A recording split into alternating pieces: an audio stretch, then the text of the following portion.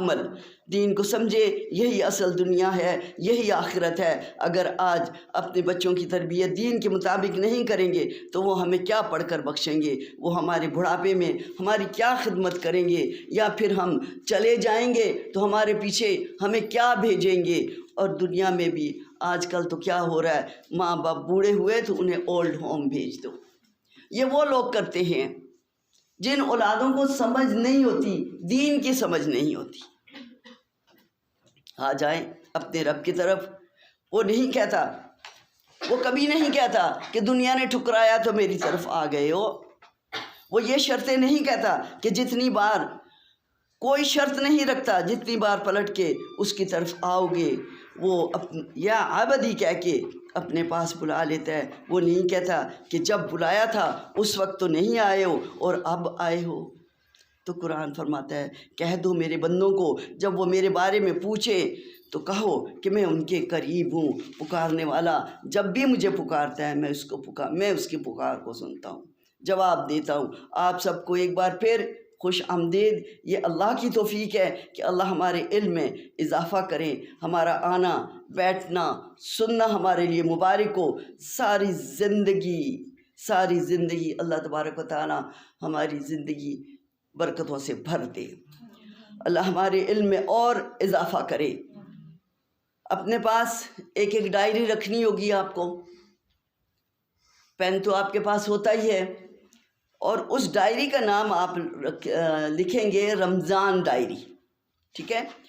یہ وقت دوبارہ ہمیں نہیں ملنے والا، جو وقت اس وقت ہمیں اللہ نے دے دیا ہے، بہترین یادیں یہاں سے سمیٹ کے جائیں گے۔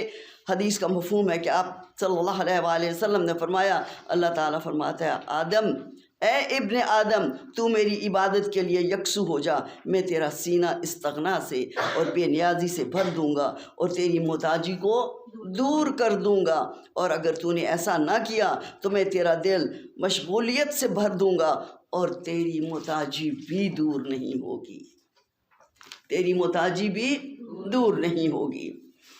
تو آئیے قرآن کی ابتدا اس دعا کی تعلیم، گویا انسان کی یہ تلقین کی گئی کہ وہ اس کتاب کو رائے راست کی جستجو کے لیے پڑھے۔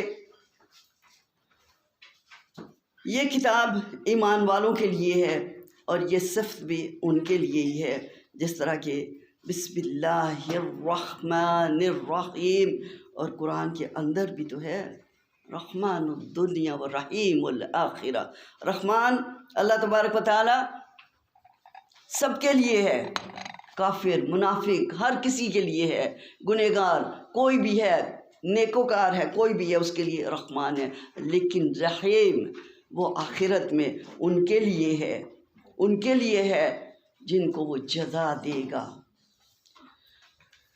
تو اب ہم آتے ہیں انشاءاللہ العزیز سورۃ الفاتحہ کی طرف، اور ایمن آپ اس کی تلاوت کریں گے پلیز۔ اعوذ باللہ من الشیطان الرجیم، بسم اللہ الرحمن الرحیم، الحمد للہ رب العالمین، الرحمن الرحیم، مالک یوم الدین، ایاک نعبد و ایاک نستعین، اہدنا الصراط المستقیم، صراط الذین انعمت علیہم غیر المغضوب علیہم ولا الضالین، آمین۔ جیسا کہ آپ نے دیکھا کہ بسم اللہ الرحمن الرحیم، تو یہاں پہ ایک بار بسم اللہ الرحمن الرحیم آپ نے سنی، اور آپ کو بتایا گیا کہ رحمان کس کے لیے اور رحیم کس کے لیے، دونوں میں فرق بھی آپ کو پتہ چل گیا۔ کوئی بھی جو اللہ کے نام سے کام شروع کیا جائے اس کے بے شمار فائدے ہیں. انسان برے کاموں سے بچ جاتا ہے. جائز اور صحیح نیک کاموں کی ابتدا کرتے ہوئے اللہ کا نام لینے سے انسان کی ذہنیت بالکل ٹھیک سمت اختیار کر لیتی ہے. جب انسان اپنے کام اللہ کے نام سے شروع کرتا ہے تو اللہ کی تائید اور توفیق شامل ہوتی ہے. اس کی سعی میں برکت ڈالی جائے گی اور شیطان کی فساد انگیزیوں سے اس کو بچایا جائے گا. تو اب ہم نے ہمارے تھوڑے سے جو کرنے کے کام ہیں ان کی طرف بھی ہم دیکھ لیں کہ ہر روز ہم نے اپنا عمل چیک کرنا ہے. جب یہاں سے یہ سارا کچھ سنیں گے دورہ قرآن کا پورا پارا آپ جب سن کے باہر نکلو گے تو ہم نے اپنے عمل چیک کرنے ہیں کہ کیا ہمارے عمل میں کوئی تبدیلی آئی ہے. قرآن سننے کے بعد کیا ہمارے عمل بدلے ہیں؟ اگر نہیں تو خود سے سوال کریں کہ کیوں نہیں بدلے. آپ اپنا جائزہ لیں.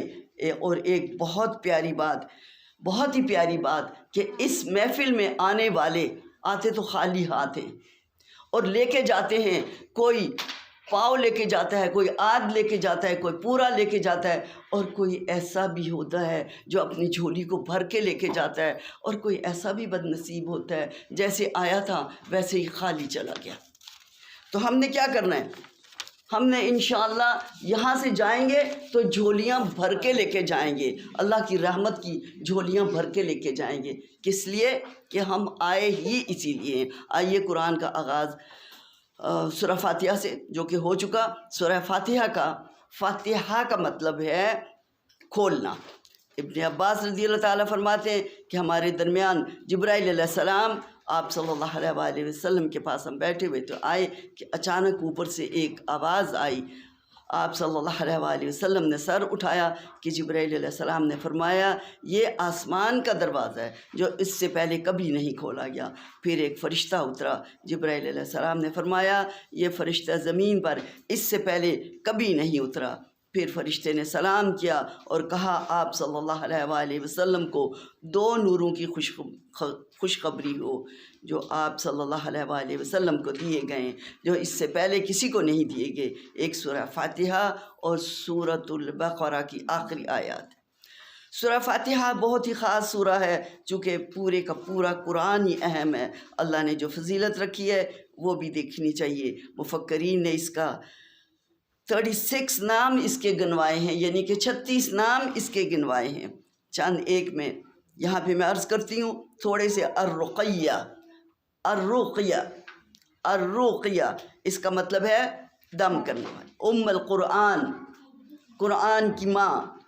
الصلاۃ تو یہ نماز میں پڑھی جاتی ہے. سورہ فاتحہ پڑھ کے جو دعا مانگی جائے وہ انشاءاللہ پوری ہوتی ہے. اس کے بغیر نماز نہیں ہوتی. اور سب سے پہلے مکمل سورہ جو محمد مصطفیٰ صلی اللہ علیہ وآلہ وسلم پہ نازل ہو وہ یہی ہے. یہ سورہ ایک دعا ہے. انسان فطرتاً دعا اسی چیز کے لیے کرتا ہے جس کی طلب اور خواہش اس کو ہوتی ہے. اس صورت میں جب یہ احساس ہو اس کی مطلوب چیز اس کی ہستی کے اختیار میں ہے، جس سے وہ دعا کر رہا ہے وہ مجھے عطا کرے گا، تو انشاءاللہ العزیز وہ پائے گا بھی. الحمدللہ الحمدللہ. ہر قسم کی تعریف اللہ کے لیے. شکر قولی بھی ہے اور فعلی بھی ہے. قولی کس طرح سے ہے؟ جو ہم اپنے زبان سے ادا کرتے ہیں، اور جو کچھ ملا وہ صرف اللہ کی طرف سے ملا. سب سے بڑی نصیحت جو ہمیں ملی وہ ہے نعمت اسلام. سب سے بڑی نعمت جو ہمیں ملی وہ نعمت قرآن. انسان کے پاس کچھ ہو، بہت کچھ بھی ہو، مگر ہدایت نہ ہو تو کوئی فائدہ نہیں. یعنی سمجھ لو کہ اس کے پاس کچھ بھی نہیں. اللہ تعالیٰ نے ہمارے لیے جو آسانیاں کی ہیں، جو توفیق عطا کی ہے، وہ سب اس کی عطا ہے. اس نے ہمیں خاص کر مجھ جیسی کو یہاں بٹھا دیا تو پھر اس کی تعریف ہے. یہ اس کی تعریف ہے. یہ اس نے یہاں پہ لا بٹھایا ہے. اس وقت سب جتنے بھی سامنے بیٹھے ہوئے ہیں دل سے کہیں الحمدللہ. کیسا لگتا ہے؟